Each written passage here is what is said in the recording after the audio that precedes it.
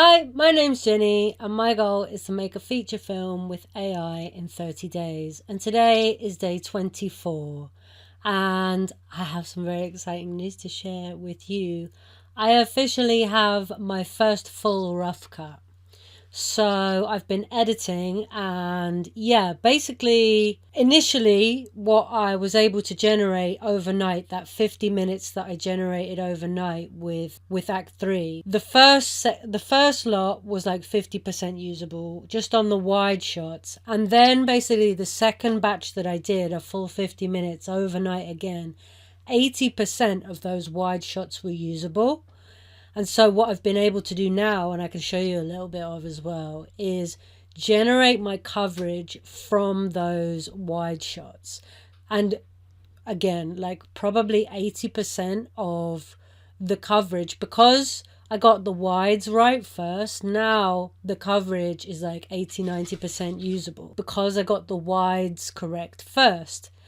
So now what I've been able to do is, obviously I've lined all my wide shots up in Premiere, and then I've been putting my coverage in and selecting my takes for coverage. And basically, in terms of like, a lot of my film is quite conversational. So that's like 80% of my film is like people talking to each other. Obviously there is action and there's action scenes, and the action scenes are definitely the harder. And yeah, a lot of the sort of like fixes that I'll have to do after, now that I've done my rough cut, a lot of the fixes I'll have to do are going to be in those scenes that are more action heavy and action based, because a lot of the film is just people talking, and that's really what drives the story forward. And so yeah, like most of that is like either wide shots or head and shoulders of people talking. So I'd say, pretty much my whole film is generated now. I'm doing little tweaks of, say, 20% of the coverage, and some 20%, maybe 10% of like the wides that still need a little bit of work. And I might want to do like some reshoots and go in like really deep dives. Some of those, like for example, the finale scene in my film is very action based, and so yeah, I'm gonna have to go in at a more sort of like granular level just to get that right. But yeah, basically my first rough cut is done. Yeah, I'm going to start layering coverage onto it. So I've done some coverage, which I've already put in, and then I've done a second round of coverage. So the first coverage I did was like mediums and close-ups, and now I've done basically close-ups, and I haven't been through all my close-ups yet because I've been trying to get my rough cut done, and then basically I'm going to go now through today, or tonight, all the rest of the close-ups coverage, and start to bring that into my rough cut. And also what I've been doing in the background is basically like creative coverage, which I spoke about the other day, and you can go and watch that video, where like the detail shots, like maybe like a cup of tea, or maybe like a cigarette that's like, in an ashtray, or maybe like just a street lamp and all of this creative coverage has come from my initial start frames. So because I got those wides and the start frames exactly how I wanted them for the most part, now I've been able to, as I spoke about on a previous video, I've been able to go in on Mita and basically tell Seed Dance, well first Nano Banana, but then Seed Dance, to basically create like detail shots that come from my start frames.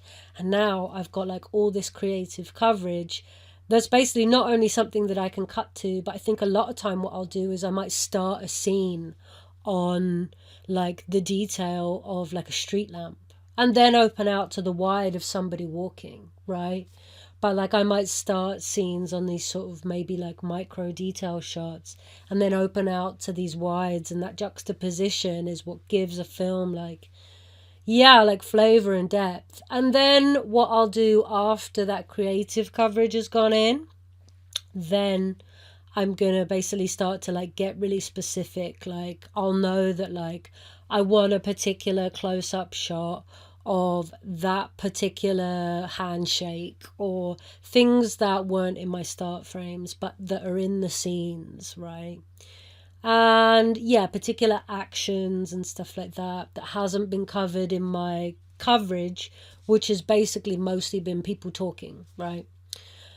So it's just layers and layers that I'm building on now. And yeah, like it's starting to get somewhere. And also just like I was a bit down in my last video, which I knew would be like a temporary thing, but everybody sort of hits their like, yeah, everybody hits their peaks and their troughs, right? But it's important to go through that because now after like, yeah, like I'll tell you what, like putting the rough cut together with so much footage is really just like stressful and tiring, largely because some of the scenes are really strong and that excites me, but the ones that are not good, that depresses me. And like basically what my job is going to be, in the next few days is going to be bringing those scenes that maybe aren't great, the things that let the story and the film down, bringing everything up to the level of the good stuff. Like that's really what's, because you're basically, as a filmmaker, especially with a feature film, like you're only as good as your bad scene, right? You're only as good as your worst scene, or maybe even worst shot. So yeah, there's a few bad ones, there's a few bum notes in the, and it's not the story, it's the like just the aesthetic hasn't quite come off, or and I'd say probably like 5 to 10% of that. A lot of it's to do with my start frames, and so what I might do is like do some reshoots with just like different start frames. But the good thing is now that I have a rough cut is basically if I want to change a start frame and basically reshoot a whole scene, it's much simpler because I've got all the characters, all the action, all the dialogue and everything how I want it. It just doesn't necessarily always look how I want it. So I'm hoping that sort of reshoots, there's not going to be that many of them because there aren't that many scenes that are that bad. And yeah, where they do sort of, where there are a couple of bum notes, I think it will just be like a case of, like reshooting that scene in Seed Dance with a different start frame. So I'm buoyed up now. I was pretty down, just like because when it just feels like wading through treacle and like it seems like it's never going to end. But I can totally see the end now. I can see that basically the things that you worry about, or I worry about as a filmmaker, is obviously, am I going to be able to finish, not necessarily within my 30 days, but like somewhere close even. And when you're like looking at how much work has to be done to fix things, and you're wading through a rough cut and some scenes are not great, it makes you feel like, oh God, there's a lot of work still to do. But what I'm starting to realize now is it makes me happy and feel like really energized that, number one, I can see the light at the end of the tunnel. I'm not that far off now. Basically, my whole film is pretty much generated, and all that's really left is fixes, right? And maybe a couple reshoots of scenes. But that's all very achievable in a few days. Maybe not in the 30 days, but certainly achievable in a few days. And the things like sound design and like grade and stuff like that, because, especially with grade, because a lot of the look is baked in, I don't think I'm going to have to do as much grading as I would, for example, with some of the short films that I've made.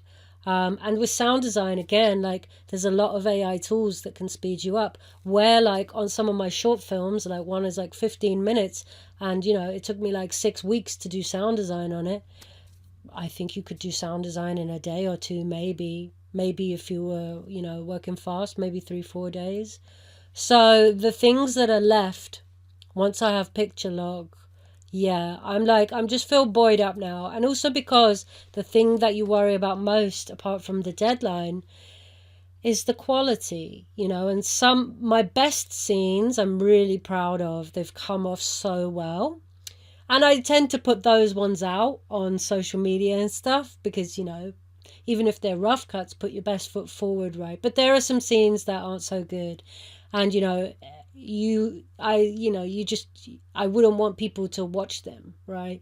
So, yeah, the thing that I realize now that I can do is I can make a film where most of the scenes are somewhere near that top level that I've set with one or two of the scenes. So I'm excited now. And yeah, this is all really just like coming together.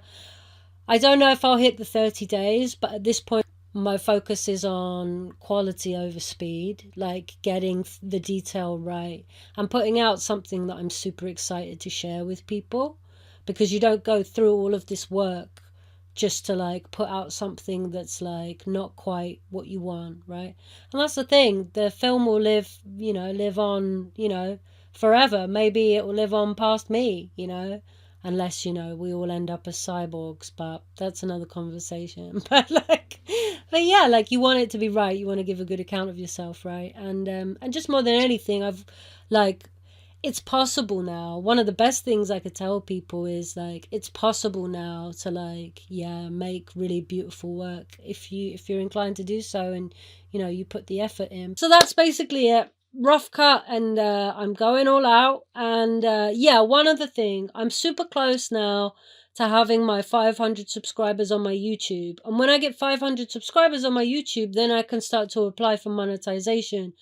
One of the exciting things is that this film can basically maybe be like a test case to see like not only how you can like market your film yourself, but also how you can basically like distribute it via YouTube. And in order to be able to prove that, I need my 500 subscribers, and I've got like 430, I think now. So I'm like 70 or something away, just under 70.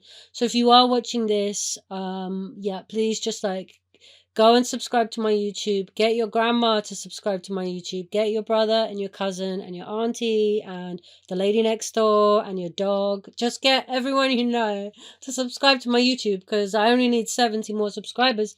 And then, like I can basically, when I release the film, I can make sure that I can like hopefully like monetize it. So that would be really good for me, and just generally good for the community, because once one person proves that that's possible, like anyone can really do it. So thanks very much.